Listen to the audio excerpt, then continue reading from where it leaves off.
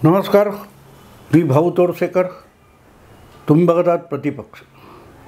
मित्रांनो, आपण चोरलेलं असे जेव्हा आरोप करतो तेव्हा एक गोष्ट साफ असते की ज्यांनी कोणी चोरलं आहे ते त्याचं नव्हतं आणि आपलं होतं, म्हणजे माझं होतं, आणि मी फार मेहनतीने ते जे काही चोरलेलं आहे ते मिळवलेलं होतं, कमावलेलं होतं आणि ते चोरलं.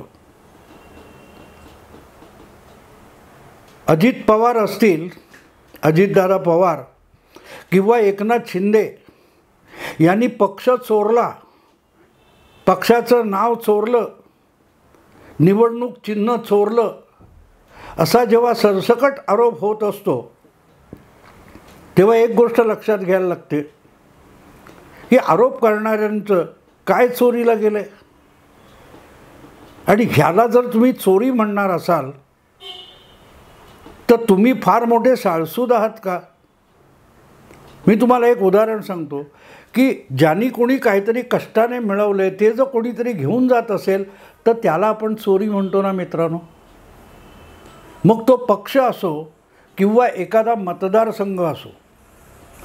तुम्हाला आठवतं मित्रांनो, 1977 साली पहिल्यांदा संजय गांधी हे इंदिरा गांधींचे राजकारणात काहीतरी करायला उत्सुक असलेले चिरंजीव रायबरेलीच्या बाजूला अमेठी या मतदारसंघातून उभे राहिले होते आणि जनता लाटेमध्ये पराभूत झाले. पण त्यानंतर जी 80 साली निवडणूक झाली त्यामध्ये संजय गांधी यांनी ती कॉन्स्टिट्युएन्सी म्हणजे मतदारसंघ पहिल्यांदा जिंकला होता. आणि 80 पासून सातत्याने एखाद दुसरा अपवाद सोडला तर तो मतदारसंघ कुठल्या ना कुठल्या गांधी घराण्याच्या वारसाने किंवा त्यांनी नेमलेल्या आपल्या प्रतिनिधीकरवी जिंकून गांधी परिवाराची मालमत्ता असल्यासारखा तो मतदारसंघ ठेवला होता. 80 साली संजय गांधी जिंकले होते. मग त्यांचा जेव्हा अपघात झाला तेव्हा सगळ्या काँग्रेसच्या इंदिरानिष्ठ नेत्यांनी आग्रह करून त्यांचे थोरले बंधू हे राजीव गांधी यांना राजकारणात आणायला भाग पडलं आणि राजीव गांधी हे अमेठीतून लोकसभेवर निवडून आले होते. वास्तविक ती जागा आपली आहे असा दावा संजय गांधी यांची विधवा पत्नी मनेका गांधींनी केला होता. पण त्यांचं वय लहान होतं त्यामुळे त्यांना उमेदवारी देता आली नव्हती. पण नंतर मला वाटतं त्यांनी 84च्या निवडणुकीत ती जागा परत एकदा लढवली. त्यांचं वय 25च्या पुढे गेल्यावर त्या पराभूत झाल्या, कारण इंदिरा हत्या वगैरे झाली होती. तर अशी ही अमेठीची जागा जी वडिलार्जित होती, सोनिया गांधी तिथून निवडून आल्या होत्या, राजीव गांधी निवडून आले होते, अशी जागा 2004 सोनिया गांधींनी आपल्या सुपुत्राला म्हणजे राहुल गांधींना सोपवली. ते 2004, 2009, 2014 असे लागोपाठ 3दा अमेठीतून निवडून आले. पण निवडून आल्यानंतर अमेठीचा लोकप्रतिनिधी किंवा नेता म्हणून त्यांनी अमेठीमध्ये काहीही केलं नाही. पण अमेठी रायबरेली हे गांधी घराण्याची जहागिरी आहे असं समजून विरोधी पक्ष तिथून निवडणुकासुद्धा लढवत नव्हते. आणि जे विरोधी इतर पक्ष होते ते देखील त्या जागा सोडून देत होते. उदाहरणार्थ मायावती असतील किंवा मुलायम सिंग असतील. तर अशा मतदारसंघामध्ये 2014 साली सगळ्यात पहिल्यांदा अतिशय आक्रमक असं भाजपचं नेतृत्व स्मृती इराणी राहुल गांधींसमोर उभा राहिल्या आणि फार थोड्या फरकाने पराभूत झाल्या. अन्यथा 2-2, 3-3 लाखाच्या फरकाने गांधी कुटुंबीय अमेठीतून जिंकत होते. अशा मतदारसंघामध्ये 14ला पराभूत झाल्यानंतरसुद्धा स्मृती इराणी अमेठीच्या संपर्कात राहिल्या आणि पुढे त्यांनी 2019 लोकसभा निवडणुकीत परत तिथून उमेदवारी करताना जे आव्हान उभं केलं होतं, तेव्हा मतदान होण्यापूर्वीच राहुल गांधींना पराभव दिसला आणि लोकसभेपासून आपण वंचित राहू म्हणून त्यांनी पळत पळत जाऊन केरळमध्ये वायनाड या मतदारसंघामध्ये दुसरा अर्ज भरला होता. आणि आज राहुल गांधी जे लोकसभेचे सदस्य आहेत ते वायनाडमधून आहेत. पण वायनाड ह्या मतदारसंघात राहुल गांधींनी नेमकं काय काम केलं होतं? त्यांच्या पक्षाचं, त्यांच्या मित्रपक्षाचं काम असेल, पण तो मतदारसंघ राहुल गांधींनी काहीही केलेला नव्हता तरी बळकावला. याला चोरी म्हणतात मित्रांनो, याला चोरी म्हणतात. आणि नेमकी तशीच गोष्ट आपण मुंबईतही घडलेली बघू शकतो. मुंबईमध्ये 2019च्या विधानसभा निवडणुकीत उद्धव ठाकरे यांचे सुपुत्र आदित्य ठाकरे यांना निवडून यायचं होतं, मुख्यमंत्री व्हायचं होतं, मंत्री व्हायचं होतं. तेव्हा त्यांनी वरळी हा मतदारसंघ निवडला. त्यांचं वास्तव्य जिथे असतं, वांद्रे पूर्व, ज्याला खेरवाडी म्हणून सुद्धा म्हटलं जातं, अशा मतदारसंघात आदित्य ठाकरे यांनी उभं राहायचं धाडस का केलं नाही? वास्तविक लागोपाठ दोनदा 2014 आणि 2019 तिथून शिवसेनेचा आमदार निवडून आला होता. पण आदित्य ठाकरेंनी वांद्रे पूर्व भागात खेरवाडीत निवडणूक लढवण्याची हिंमत केली नाही. त्यांनी वरळी गाठली आणि वरळीतून निवडून येताना किंवा निवडणूक लढवताना मोठी हिंमत दाखवली का नाही मित्रांनो? सुनील शिंदे नावाच्या अत्यंत मेहनती शिवसैनिकाने आपल्या कष्टातून, मेहनतीतून, कामातून जो शिवसेनेचा बालेकिल्ला बनवला, तो मतदारसंघ आदित्य ठाकरेंनी चोरला. आणि नुसता चोरला नाही, फक्त एका शिवसैनिकाचा मतदारसंघ चोरला असं सुद्धा नाही, तर सुनील शिंदे यांनी 2014मध्ये ज्या प्रतिस्पर्ध्याचा पराभव केला होता ते सचिन अहिर, हे त्याआधी त्या मतदारसंघातून दोनदा आमदार झाले होते. आपण वरळीतून उभं राहायचं तर आपला सगळ्यात उत्तम मतदारसंघ शिवसैनिकाने उभा केलेला तो आदित्य ठाकरेंनी चोरलाच. पण त्याच्या पलीकडे जाऊन विरोधात पडलेली मतंसुद्धा चोरण्यासाठी सचिन अहिर यांनासुद्धा शिवसेनेत आणलं गेलं आणि आपल्याला समोर आव्हानच राहू नये इतक्या प्रकारे वरळी हा मतदारसंघ आदित्य ठाकरे यांनी चोरला होता. आज जेव्हा उठसूट आदित्य ठाकरे आणि त्यांचे पिताश्री उद्धव ठाकरे आमच्या वडिलांनी, आमच्या आजोबांनी बनवलेला, स्थापन केलेला, जोपासलेला पक्ष चोरला, निवडणूक चिन्ह चोरलं म्हणतात, तेव्हा त्यांनी जरा डोळसपणे बघावं आपण काय काय चोरलं आहे, आपण काय काय चोरले. वडिलार्जित म्हणून तुम्हाला पक्षाचा अधिकार मिळाला, पण पक्षाचा अधिकार राबवण्यासाठी आवश्यक असलेलं कर्तृत्व या पितापुत्रांकडे असतं. तर शेवटच्या सभेमध्ये भाषण करताना, रेकॉर्डेड भाषण करताना बाळासाहेब म्हणाले नसते, मराठी जनतेला बाळासाहेबांनी आवाहन केलं नसतं की माझ्यानंतर उद्धवला आणि आदित्यला सांभाळा. ते शब्द आठवा. शेवटच्या दसरा मेळाव्यात बाळासाहेब म्हणाले होते रेकॉर्डेड भाषणामध्ये, आजपर्यंत मी तुम्हाला सांभाळलं, तुम्ही मला सांभाळलं, यापुढे आदित्यला आणि उद्धवला सांभाळा, आदित्य आणि उद्धव तुम्हाला सांभाळतील.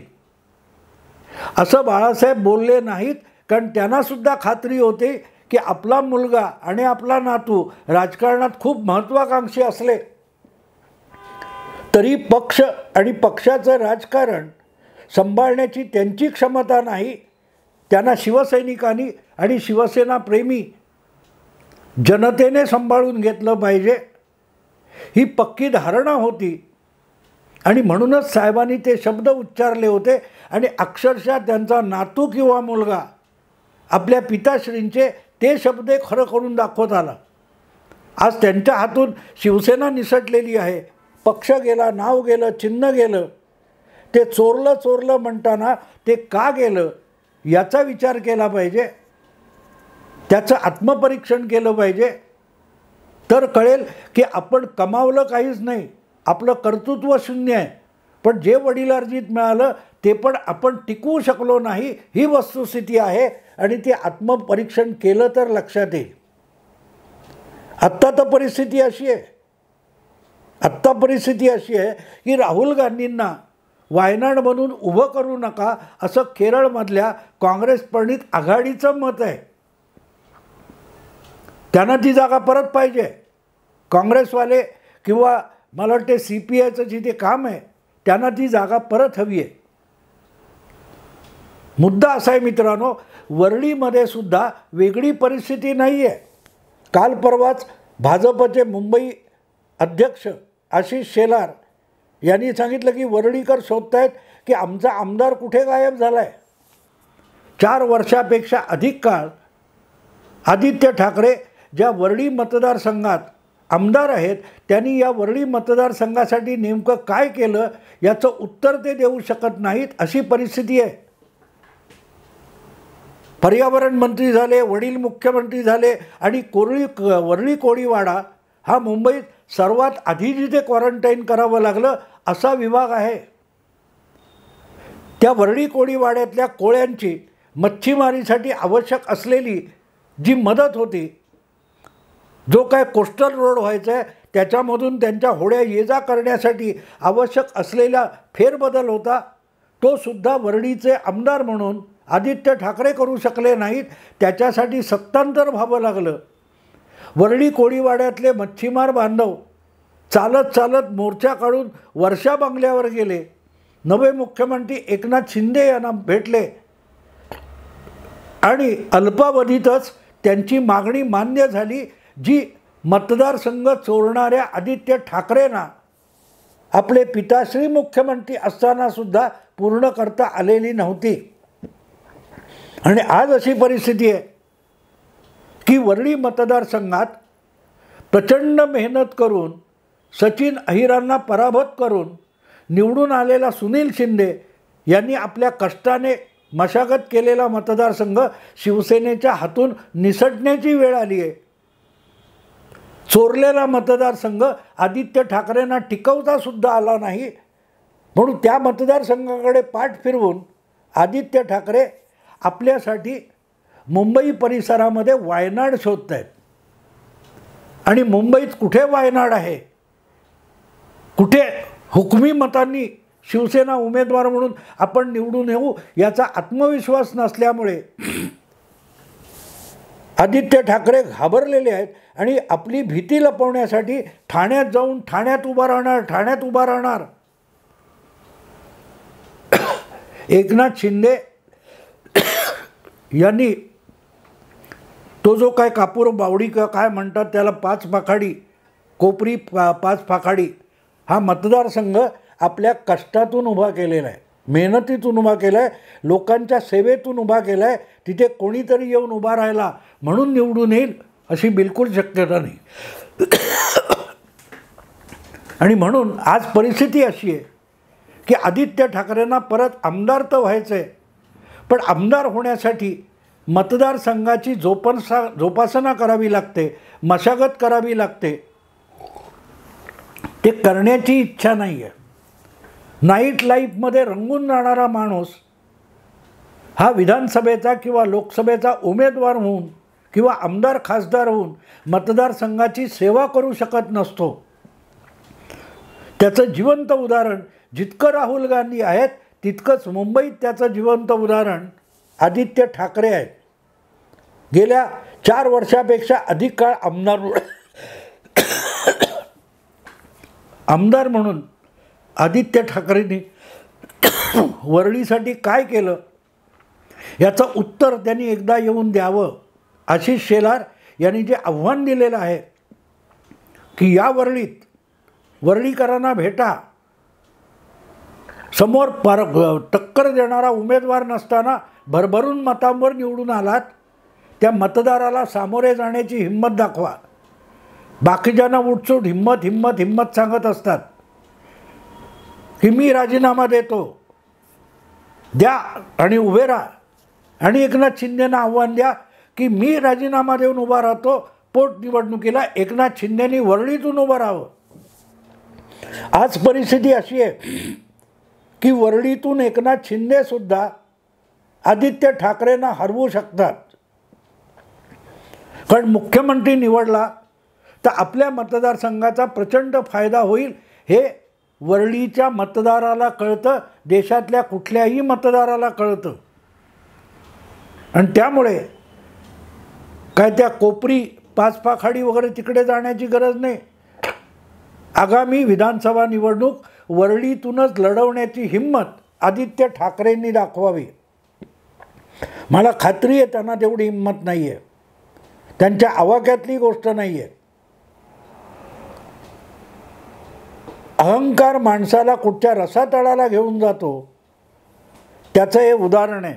आणि म्हणून आता नवीन बातमी अशी आली आहे की वरळीच्या पूर्व बाजूला जो शिवडी किंवा जुना परळ लालबागचा मतदारसंघ आहे तो सुरक्षित मतदारसंघ आहे. म्हणून तिथे वर्षानुवर्ष काम करून तो मतदारसंघ मशागतीने उभे करणारे अजय चौधरी यांना घरी बसून त्या जागी आमदार होण्याची महत्त्वाकांक्षा आदित्य ठाकरे बाळगून आहेत. पण त्याचा अर्थ, व्यवहारी अर्थ काय होतो मित्रांनो? जर तुमच्या आजोबांनी स्थापन केलेला पक्ष एकनाथ शिंदेंना निवडणूक आयोगाने दिला तरीही ती चोरी असेल, पक्ष चोरणं असेल, तर पक्षाचा एक आमदार आहे त्याला बाजूला करून आपला पक्षप्रमुख पिता ती जागा आपल्याला देणार, ही सुद्धा एक प्रकारे मतदारसंघाची चोरी होते. आदित्य ठाकरे मतदारसंघाची चोरी करण्याच्या तयारीत आहेत. आणि सध्या तरी ज्या कानावर बातम्या येत आहेत त्या अशा आहेत की शिवडी किंवा लालबाग परळ हा जो मतदारसंघ आहे तो आपल्यासाठी वायनाड ठरू शकतो. वरळीतला पराभव टाळून विधानसभेत पोहोचायचं असेल तर शिवडी हा मतदारसंघ सुरक्षित आहे या भावनेतून काम सुरू झालेलं आहे असं कानावर येते. किती खरं किती खोटं माहीत नाही. पण वरळीला त्यांचाच आमदार घाबरलेला आहे.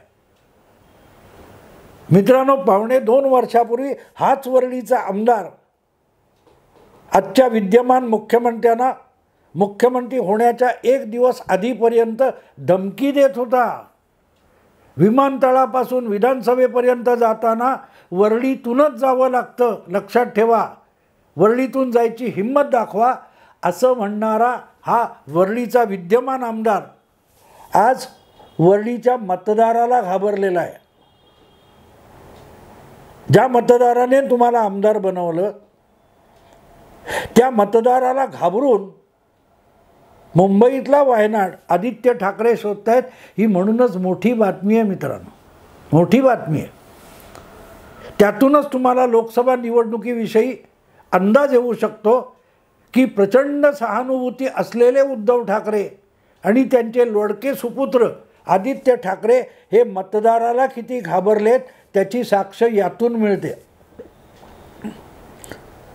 वरळीचा मतदारसंघ तुम्हाला वडिलार्जित मिळाला नव्हता, कारण तुमचे वडील असोत किंवा आजोबा असोत त्यांनी कधीही वरळीतून विधानसभेची, लोकसभेची, महापालिकेची कुठचीही निवडणूक लढवली नव्हती.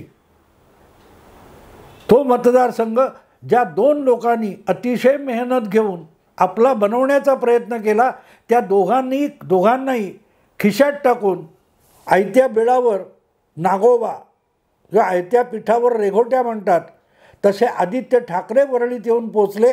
आणि आता त्या मतदारसंघाचा पूर्ण चुथडा करून टाकल्यावर त्यांना वायनाड हवा आहे. कारण सरळ आहे मित्रांनो, आता सचिन अहिर आणि सुनील शिंदे ह्या दोनही वरळीच्या माजी आमदारांना, ते आता विधान परिषदेत आमदार आहेत, पण याआधी त्याच वरळीतून ते आमदार झालेले होते. आणि त्यांनी एका नाकर्त्या व्यक्तीला वरळी मतदारसंघ सोपवला म्हणून रागावलेला वरळीकर आदित्यवरचा राग काढण्यासाठी त्या दोघांनी उमेदवारी केली तर त्यांनासुद्धा पराभूत करेल अशी परिस्थिती आहे, अशी परिस्थिती आहे. आणि म्हणूनच आदित्य ठाकरे पुण्यात ठाण्याला जाऊन तर कल्याणला जाऊन जे धमकावत असतात, आता इथूनच निवडणूक लढवतो आता, अरे कोणी रोखलं आहे? या देशात कोणालाही कुठूनही निवडणूक लढवता येते. गुजरातमधून उठून नरेंद्र मोदी वाराणसीला उमेदवार व्हायला गेले आणि आत्ता असं ऐकायला मिळते की कदाचित आगामी लोकसभा निवडणूक नरेंद्र मोदी तमिळनाडूत रामेश्वरममधून लढवतील. इंदिराजीसुद्धा कर्नाटकात चिकमंगळूर आणि आंध्रमध्ये मेडकमधून लोकसभा लढल्या आणि जिंकल्या होत्या. सोनिया गांधीसुद्धा बेल्लारीतून लोकसभेवर निवडून आल्या होत्या. सुषमा स्वराजसुद्धा बेल्लारीतून लोकसभेवर निवडून आलेले आहेत. तेव्हा हिम्मत हिम्मत हिम्मत त्याला म्हणतात. प्रतिकूल परिस्थितीत उभं राहायचं, लढायचं आणि ते जिंकायचं. आयत्या इतरांनी आपल्या जागा सोडायच्या, तुमच्या खिशात घालायच्या, आपण मिळवलेली मतं तुमच्या पारड्यात टाकायची, अशा रीतीने जे काय आमदार वगैरे होतात त्यांनी दुसऱ्यांची हिंमत काढायची नसते. वायनाडच्या बिळात लपून बसायचं. आता मुंबईतलं वायनाडचं कुठलं बीळ आदित्य ठाकरेंना मिळतं ते बघू. आत्ता इथेच थांबतो. आवडलं लाईक करा, शेअर करा, सबस्क्राईब करा. नमस्कार.